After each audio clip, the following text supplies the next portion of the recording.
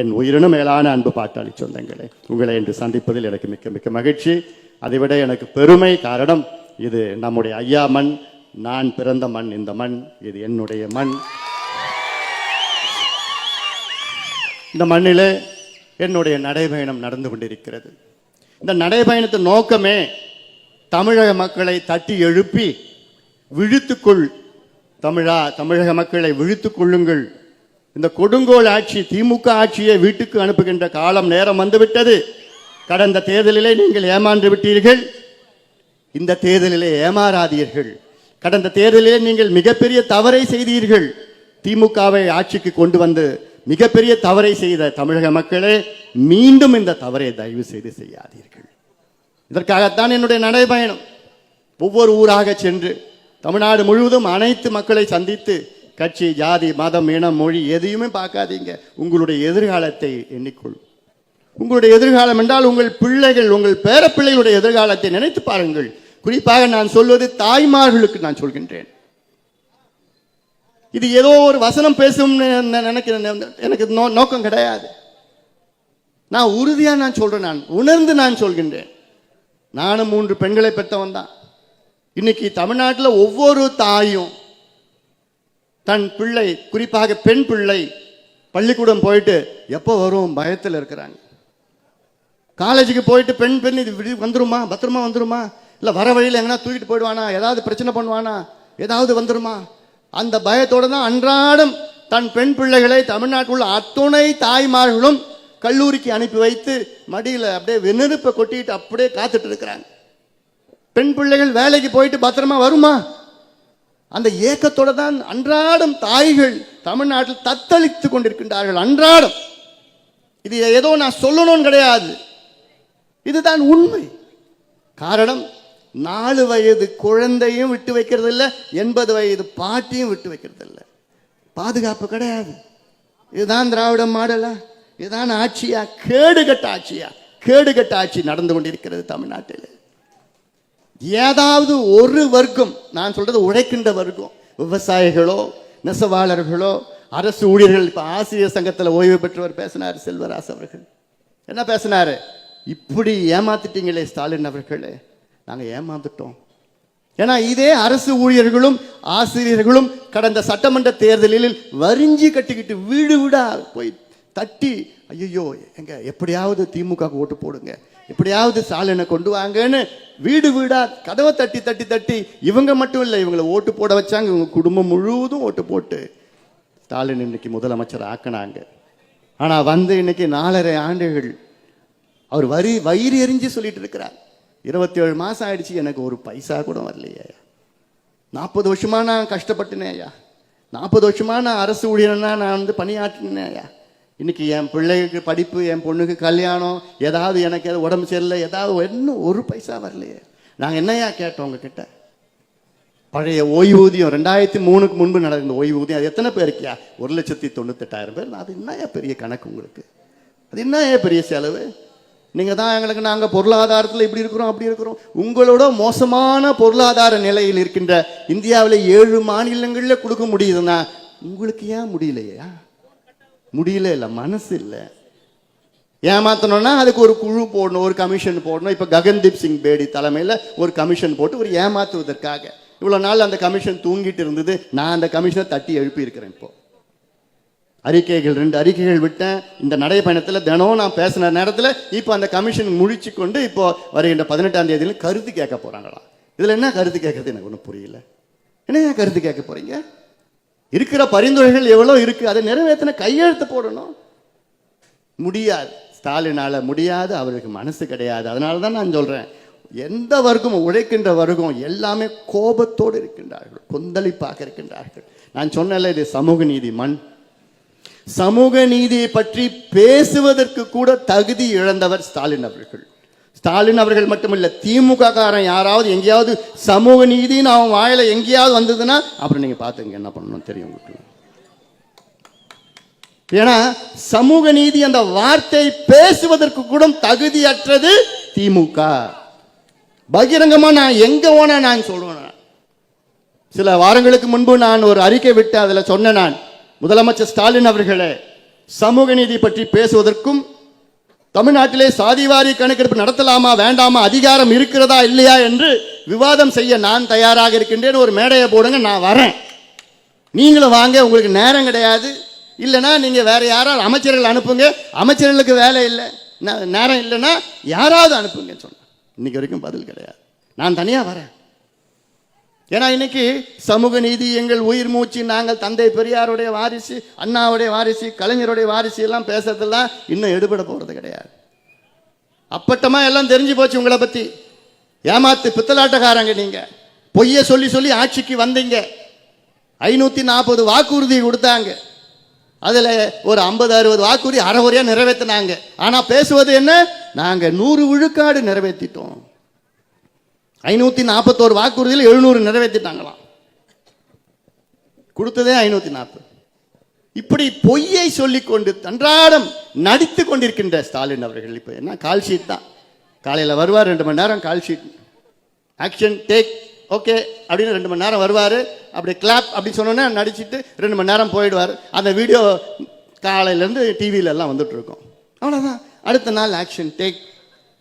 கேட்டா இப்போதான் புதுசா திட்டங்கள் அறிவிக்கிறாங்களாம். இருக்கிறதே இன்னும் 4 மாசம்யா, 4.5 ஆண்டு காலம் என்ன பண்ணீங்க? இப்போதான் உங்களுடன் ஸ்டாலின். அப்புறம் என்ன நலம் நலம் காக்கும் ஸ்டாலினா? யார் நலத்தை காக்குறாங்க? யாருடன் ஸ்டாலின் இருக்கிறார் இன்னைக்கு? உங்க தொகுதியில் போய் கேளுங்க. துப்புரவு பணியாளர்கள் பாவம், அவங்க 20 ஆண்டு காலமாக உங்களுடைய குப்பையெல்லாம் சுத்தப்படுத்திய அவங்களுக்கு செய்த துரோகங்கள் என்ன? எவ்வளவு துரோகம் நீங்க செஞ்சிருக்கிறீங்க. நீங்க யாருடன் ஸ்டாலின் இருக்கிறாரு? உங்களுடன் ஸ்டாலின்லாம் கிடையாது. ஸ்டாலின் இன்னைக்கு இருக்கிறது யாருடன்னா பெரிய பெரிய கார்பரேட் கம்பெனிகள், பெரிய பெரிய முதலாளிகள், பெரிய பணக்காரர்கள். உங்களை பத்தி எந்த கவலையோ எந்த அக்கறையும் கிடையாது ஸ்டாலின் அவர்களுக்கு. எத்தனையோ உதாரணங்கள் நான் சொல்லலாம். சென்னையில் கோயம்பேடு பஸ் ஸ்டாண்ட் இருக்கு. அந்த பஸ் ஸ்டாண்ட் இப்போ மாத்திட்டாங்க. ஆனால் அந்த பஸ் ஸ்டாண்டில் கிட்டத்தட்ட 50-55 ஏக்கர் இருக்கு. அந்த 55 ஏக்கரில் நான் ஒரு கோரிக்கை வச்சேன். அதில் பசுமை பூங்கா ஒன்று அமைக்கணும்னு ஒரு கோரிக்கை வச்சேன். அங்கே போய் நான் போராட்டம் பண்ணேன், துண்டு பிரசுரம் கொடுத்தேன், விழிப்புணர்வு ஏற்படுத்தினேன், 10 லட்சம் கையெழுத்து இயக்கத்தை நான் தொடங்கினேன். அது நான் செய்யலன்னு வச்சுக்கோ, இந்நேரம் கோயம்பேடு பஸ் ஸ்டாண்டில் லூலு ஒரு மால், லூலு மால், அவங்ககிட்ட பணத்தை வாங்கிட்டு அவங்ககிட்ட கொடுத்துட்டு இருப்பான். இதுதான் அவங்க வேலையே. சென்னையில் அவுட்டர் ரிங் ரோடு ஒன்று இருக்கு. அந்த அவுட்டர் ரிங் ரோடு சென்னையில் அதிமுக ஆட்சி காலத்தில் 2100 கோடியில் போடப்பட்ட அந்த சாலை, புறவழிச்சாலையின் அவுட்டர் ரிங் ரோடு நம்ம பணம் தான், வரி பணத்தில் 2100 கோடி. இன்னைக்கு என்ன பண்றாங்கன்னா, இது தனியார் கம்பெனி கிட்ட அந்த அவுட்டர் ரிங் ரோடு 25 வருஷத்துக்கு குத்தகை விடுறான். 25 ஆண்டுகளுக்கு குத்தகை. எவ்வளவு தெரியுமா? 25 ஆண்டுகளுக்கு பிறகு அந்த கம்பெனிக்கு கிடைக்கும் 45,000 கோடி. இது ஏதோ சும்மா நான் குத்துமதிப்பான நான் சொல்லல, கணக்கு போட்டு தான் நான் சொல்றேன். ஒரு நாளைக்கு எவ்வளவு வாகனங்கள் இன்னைக்கு போகுது, எவ்வளவு வாகனங்கள் அடுத்த ஆண்டு எவ்வளவு போகும், 5 ஆண்டுகளுக்கு பிறகு எவ்வளவு போகும், 10 ஆண்டுகள் 25 ஆண்டுகளுக்கு பிறகு எவ்வளவு வாகனங்கள் போகும், ஒவ்வொரு வாகனத்துக்கு எவ்வளவு இன்னைக்கு பணத்தில் அன்னைக்கு எவ்வளவு வரும் பார்த்தா 45,000 கோடி. அப்போ என்னையா நிர்வாகம்? இதுவா நிர்வாகம்? ஐயா, மக்களுக்காக நிர்வாகம் செய்யுங்க. என்கிட்ட ஆட்சி இருந்ததுன்னா அந்த அவுட்டர் ரிங் ரோடு ஒரு டோல்கேட் கூட இருக்காது, ஃப்ரீயா விடுங்க மக்களுக்கு. இதாயா திட்டம், இதாயா நிர்வாகம், இதாயா நமக்கு வேணும்? தெரு தெருவா வீதி வீதியா கஞ்சா, அபின், காக்கேன், ஹெரோயின், LSD, மித்தைலாம்பிட்டபன், என்னென்ன அமெரிக்காவில் போதைப் பொருட்கள் கிடைக்குதோ அத்தனையும் தமிழ்நாட்டில் தெரு தெருவா கிடைக்குது. காலேஜில், ஸ்கூல், பள்ளிக்கூடம் வாசல்ல. ஒரு காலத்தில் இந்த மாங்காய் பத்த, புளிப்பு மிட்டாய், தேன் மிட்டாய் வெத்த இதெல்லாம் போய் இன்னைக்கு கஞ்சா, பவுடர், மாத்திரை நான் வித்துட்டு இருக்கிறான். யார் காரணம்? முதலமைச்சர் ஸ்டாலின் அவர்கள். முதலமைச்சர் ஸ்டாலின் அவர்கள் எனக்கு முன்பு பேசினாங்க பாரு. சமுதாயம், இந்த 2 பெரிய சமுதாயங்கள் தான் இன்னைக்கு பாதாளத்தில் இருக்கிறது. படிப்பறிவு இல்லாமல் குடிசையில் வாழ்ந்து கொண்டு வேலை வாய்ப்பு இல்லாத அந்த காரணம், வேலை கிடைக்காதனால தான் அவன் போய் அவன் குடிக்கிறான், மதுவில் இருக்கிறான், போதைக்கு போறான். அவன் வேலையை கொடுத்துட்டான், அவன் மாட்டம் வேலைக்கு போயிட்டு வந்துருக்கு போறான். நாங்கள் என்னையா உங்ககிட்ட கேட்டோம்? நீங்க கொள்ளடிச்ச சொத்து கேட்டோமா? இந்த பிள்ளைங்களுக்கு படிப்பு கூடியா, படிச்ச பிள்ளைங்களுக்கு வேலை கூடியா? நாங்க சுயமரியாதையுடன் வாழ வேண்டும். அது தப்பாயா? அது தப்பா இல்லையா? சமுதாயத்துக்கு உச்ச நீதிமன்றமே தீர்ப்பு வழங்கி இருக்குது. வன்னியர்களுக்கு உள்ஒதுக்கீடு கொடுக்கலாம், எந்த தவறும் கிடையாது, தாராளமா கொடுக்கலாம். தரவுகளை சேகரித்து நியாயப்படுத்தி கொடுங்கள், அவ்வளவுதான். இதுக்கு நீங்க சாதிவாரி கணக்கெடுப்பு நடத்தி கொடுக்கணும்னு எந்த இடத்துலையும் தீர்ப்புல சொல்லல. தாராளமா கொடுத்துட்டு போலாம். கர்நாடகாவில் அதுதான் செஞ்சிட்டு இருக்கிறாங்க. அங்க அதிக உணர்வு, சமூக நீதி உணர்வு அதிகமா இருக்கு. அவங்க உங்களுக்கு கூட்டணி கட்சி தான். அவங்க கிட்ட பாடத்தை கத்துக்குங்கய்யா ஸ்டாலின் அவர்களே. சித்தராமையா கிட்ட போய் பாடம் கத்துட்டு வாங்க. அங்க தரையில உட்காந்துங்க, தரையில உட்காந்துக்கிட்டு சித்தராமையா சேர்ல உட்காந்துக்கிட்டு அவர்கிட்ட பாடத்தை கத்துட்டு வாங்க. நீங்க திராவிட வாயில வருது. ஏன்னா இதெல்லாம் ஏமாற்று வேலை. இந்த தேர்தலில் நிச்சயமா கேட்போம், நிச்சயமா நடக்கும், நிச்சயமா நடக்கும். இந்த மாவட்டம், விழுப்புரம் மாவட்டம் தேர்தல் வந்துருச்சு இல்ல, இப்ப வருவாங்க நந்தன் கால்வாயின் பாட்டு பாடிட்டு இருப்பான். அதான் 30 வருஷமா பாட்டு பாடிட்டு இருக்காங்க. ஆட்சிக்கு வர்றதுக்கு முன்பு, தேர்தலுக்கு முன்பு நந்தன் கால்வாய், நந்தன் தேர்தல் முடிச்சோன்னா அதெல்லாம் முடிஞ்சு போயிடும். விழுப்புரம் மாவட்டம் சொன்னார் பார் சிவகுமார், பாலசக்தி பாதாள சாக்கடை 30 வருஷமா போட்டுட்டு இருப்பாங்க. கொலை கொள்ளை, இப்ப சமீபத்தில் கூட ஒரு இஸ்லாமிய சமுதாயத்தை சார்ந்தவர்கள் கொலை, பட்டப்பகல்ல கொலை, சட்டம் ஒழுங்கு 7000 கொலைகள் தமிழ்நாட்டில். விடு விடு விடு தமிழ்நாட்டில் 7000 கொலைகள் இந்த திமுக ஆட்சியில் நடந்தது. 7000 கொலைகள். நினைச்சு பாருங்க, துப்பாக்கி கலாச்சாரம். யார் இதுக்கு பொறுப்பு? முதலமைச்சர் ஸ்டாலின். ஏன்னா அவர்கிட்ட தான் காவல்துறை இயங்கிக் கொண்டிருக்கிறது. உங்களால முடியவில்லை என்றால் வேற யாருக்காவது இந்த இலாக்கா கொடுத்துட்டு போங்க. உங்களுக்கு நேரம் இல்ல தெரியலன்னா கொடுத்துட்டு போங்க ஸ்டாலின் அவர்களே. இது மக்களுடைய உயிர். இதெல்லாம் சட்டம் ஒழுங்கு பிரச்சனை. இதெல்லாம் சிந்தித்து பாருங்கள், சிந்தித்து பாருங்கள். இப்ப கூட நான் சொல்லியிருக்கிறேன், ஒரு 3 நாளுக்கு முன்னாடி ஒரு அறிக்கை விட்டுருக்கிறேன். நான் அறிக்கையில நான் சொல்லியிருக்கிறேன், தமிழ்நாட்டில் உள்ள அனைத்து கிராம சபை கூட்டம் இப்போ ஆகஸ்ட் 15ஆம் நாள் விடுதலை நாள், நாளை மறுநாள் உங்க கிராமத்துக்கு போங்க. அந்த கிராம சபையில ஒரு தீர்மானம் நிறைவேற்றுங்கள். என்ன தீர்மானம்னா, தமிழக அரசு உடனடியாக சாதிவாரி கணக்கெடுப்பு நடத்த வேண்டும். ஒரு தீர்மானம் நடத்துங்க, நிறைவேற்றுங்க. எல்லா கிராம சபை தமிழ்நாட்டில் கிட்டத்தட்ட 12600 கிராம சபை, கிராமங்கள் சபை இருக்கு, பேரு ஊராட்சிகள் இருக்கு. அந்த ஊராட்சிகளில் நீங்க தீர்மானத்தை நிறைவேற்றுங்கள். ஏன்னா இது அவசியமானது, அவசியமானது. இது தமிழ்நாட்டின் வளர்ச்சி சம்பந்தமானது. இது ஏதோ ஒரு ஜாதி பிரச்சனை கிடையாது. இது அதைத்தான் நான் மீண்டும் மீண்டும் தொடர்ந்து நான் சொல்லிக் கொண்டு வருகின்றேன். இதை தமிழக மக்கள் புரிந்து கொள்ள வேண்டும், தெரிந்து கொள்ள வேண்டும். அதுக்காக தான் இதில் நான் ஒரு 10 தீர்மானங்கள், 10 உரிமைகளை நான் தேர்வு செஞ்சிருக்கிறேன். அரசியல் சாசனம் சொன்னார் பாரு, நம்மளுக்கு முன்னாடி பேசின கலியமூர்த்தியா, நம்மளுடைய பாபா சாஹிப் அம்பேத்கர் அவர்கள் நமக்கு வழங்கிய அரசியல் சாசனம், கான்ஸ்டிடியூஷன். அந்த அரசியல் சாசனத்தில் உங்களுக்கு கொடுக்கப்பட்ட பல உரிமைகள் இருக்கிறது. அதில் 10 உரிமைகளை நான் தேர்ந்தெடுத்து, இந்த உரிமைகளை தமிழக அரசு நிலைநாட்ட வேண்டும், நிறைவேற்ற வேண்டும், அது உங்களுக்கு வழங்க வேண்டும் என்ற நோக்கம். இது வழங்கிட்டாங்கன்னா, அந்த 10 உரிமைகளை வழங்கினாங்கன்னா உங்க வாழ்க்கை ஓஹோன்னு இருக்கும். இதுதான். ஆனா அந்த உரிமைகள் என்னன்னு உங்களுக்கும் தெரியாது. அதை தெரியப்படுத்துவதற்காகத்தான் நான் இங்க ஊர் ஊரா வந்துட்டு இருக்கேன், வந்துட்டு இருக்கேன், உங்களை சந்திக்கிறேன். நான் இது ஏதோ ஓட்டு கேட்க நான் வரல, எங்களுக்கு ஓட்டு போடுங்கன்னு நான் அதுக்கு வரல. நான் வந்த நோக்கமே உங்கள் உரிமைகள் இங்க இருக்கு.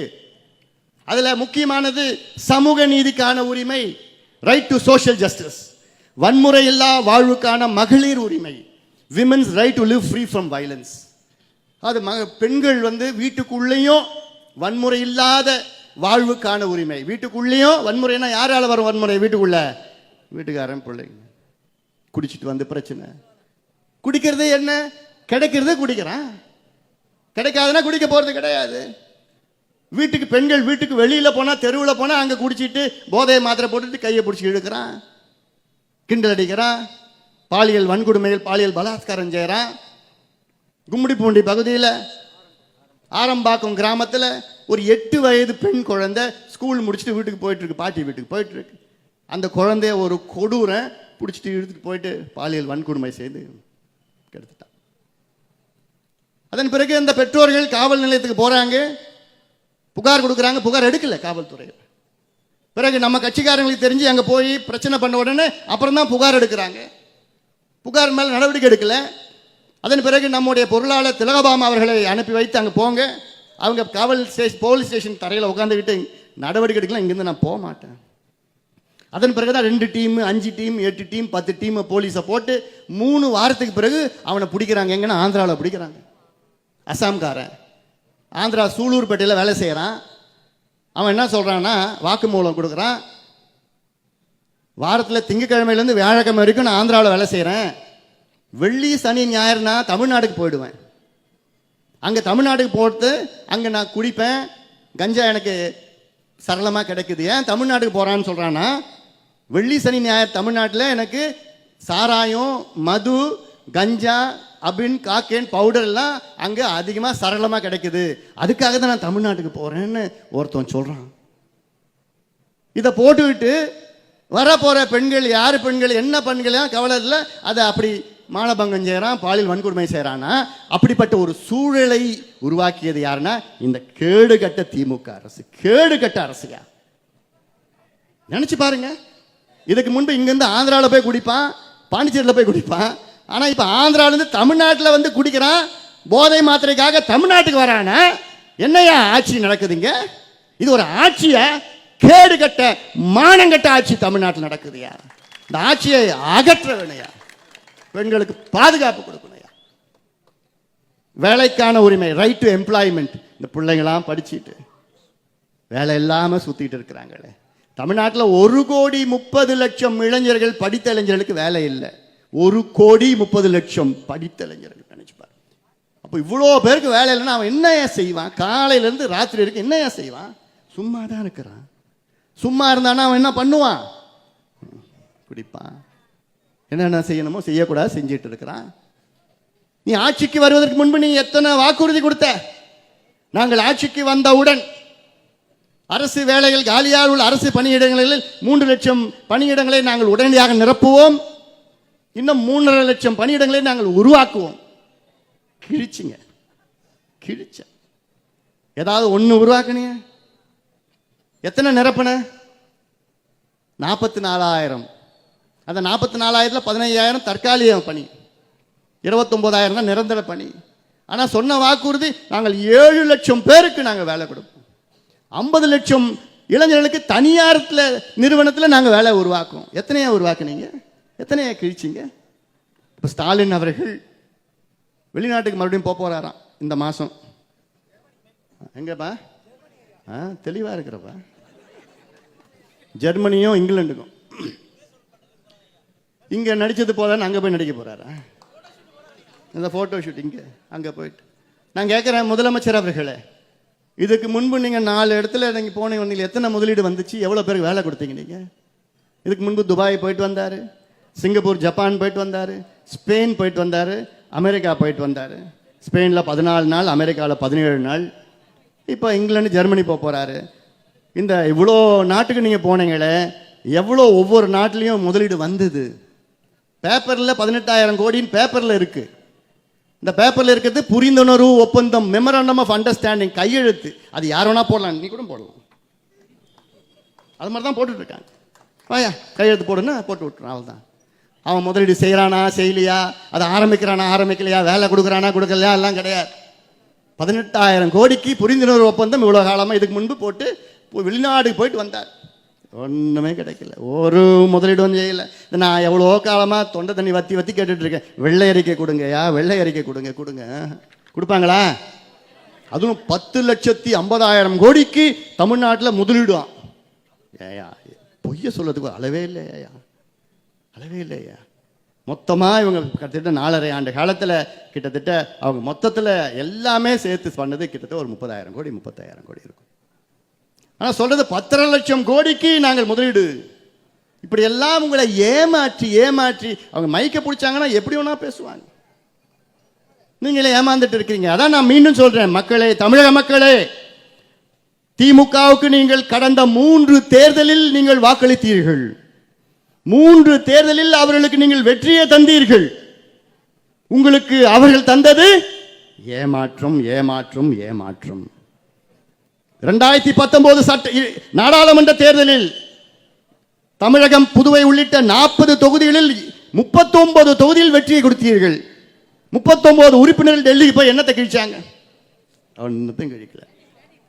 2021 சட்டமன்ற தேர்தலில் அவர்கள் வெற்றியை கொடுத்து ஆட்சியில் அமர வைத்தீர்கள். உங்களுக்கு கிடைச்சது என்ன? பட்ட நாமம். நாமம். 2024 சட்டம் நாடாளுமன்ற தேர்தலில் 40க்கு 40 வெற்றி கொடுத்தீர்கள் திமுகவுக்கு. அதனால என்ன பயன் தமிழ்நாட்டுக்கு? ஒண்ணுமே கிடையாது.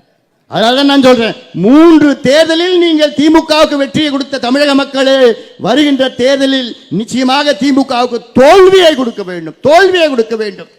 என்னுடைய ஆசனை தெரியுமா? வருகின்ற சட்டமன்ற தேர்தலில் திமுக எதிர்கட்சியாக கூட இருக்கக்கூடாது.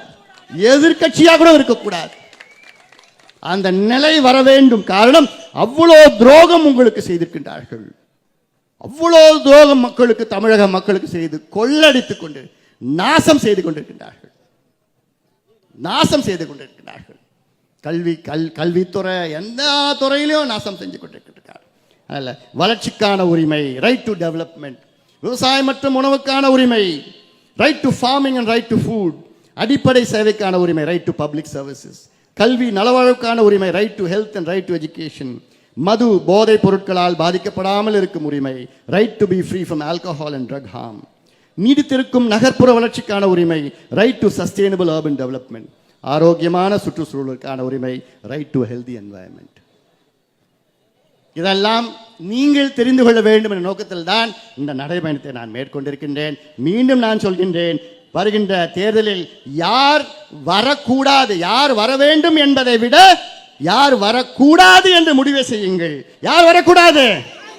திமுக. யார் வரக்கூடாது? திமுக. அதை நீங்கள் தெளிவுபடுத்திக் கொள்ளுங்கள், உறுதிப்படுத்திக் கொள்ளுங்கள். மீண்டும் ஏமாறாதீர்கள் தமிழக மக்களே, ஏமாறாதீர்கள். தயவு செய்து ஏமாறாதீர்கள். குறிப்பாக நான் சொல்வது தமிழ்நாட்டினுடைய பெற்றோர்கள், தாய்மார்களுக்கு நான் வேண்டிக் கொண்டு கேட்கிறேன். இரு கரங்களை மட்டுமல்ல, உங்களை காலை பிடித்து கேட்டுக்கொள்கின்றேன். திமுகவை மீண்டும் தேர்வு செய்யாதீர்கள். அவர்களை புறக்கணியுங்கள், விரட்டி அடியுங்கள். போதும், ஆண்டது போதும். தமிழ்நாட்டை நாசப்படுத்தியதை போதும். மக்கள் விரோத ஆட்சியை வீட்டுக்கு அனுப்புங்கள். சாராய ஆட்சி, ஊழல் ஆட்சியை, இந்த பெண்களுக்கு பாதுகாப்பற்ற ஒரு ஆட்சியை வீட்டுக்கு அனுப்புகின்ற காலம் நேரம் வந்துவிட்டது. அதற்கு நீங்கள் தயார் நிலையில் இருங்கள், ஒற்றுமையாக இருங்கள். நான் மீண்டும் சொல்கின்றேன், இது ஏதோ ஜாதி, மதம், கட்சி இதெல்லாம் பிரச்சனை கிடையாது. தமிழ்நாட்டினுடைய பிரச்சனை, தமிழ்நாட்டின் வளர்ச்சிக்கான பிரச்சனை, தமிழ்நாட்டின் முன்னேற்றத்திற்கான பிரச்சனை. அதனால் தான் நான் சொல்கின்றேன், திமுகவை வீட்டுக்கு அனுப்பி தமிழகத்தை நாம் மீட்டெடுப்போம். என் தம்பிகளே, என் தங்கைகளே, என் அண்ணன்மார்கள், தாய்மார்கள் அத்துணை பேரும் ஒன்று சேருங்கள், ஒன்று இணையுங்கள். சமூக நீதிக்கு எதிரானவர்கள், வன்னியர்களுக்கு எதிரான திமுக ஆட்சி, பட்டியலின மக்களுக்கு எதிரான திமுக ஆட்சி, இப்படி ஒவ்வொரு வர்க்கத்திற்கும், அரசு ஊழியர்களுக்கு எதிரானவர்கள், இப்படி ஒவ்வொருவருக்கும் எதிரான ஒரு ஆட்சி, திமுக ஆட்சியை வீட்டுக்கு நிச்சயமாக நாம் எல்லோரும் சேர்ந்து அனுப்புவோம் என்று அந்த நாம் எல்லோரும் உறுதி ஏற்போம். இந்த நிகழ்ச்சியை மிக சிறப்பாக நடத்தி கொண்டிருக்கின்ற பாலசக்தி அவர்கள் உள்ளிட்ட அத்துணை நிர்வாகிகளுக்கும் என்னுடைய நெஞ்சார்ந்த நன்றி, வாழ்த்துக்கள், பாராட்டுக்களை நான் தெரிவிக்கின்றேன். நாம் எல்லோரும் ஒன்றிணைவோம். உரிமைகளை நாம் மீட்டெடுப்போம். உரிமைகளை நாம் மீட்டெடுப்போம். இந்த கொடுங்கோல் மக்கள் விரோத திமுக ஆட்சியை வீட்டுக்கு அனுப்புவோம். வீட்டுக்கு அனுப்புவோம். நன்றி.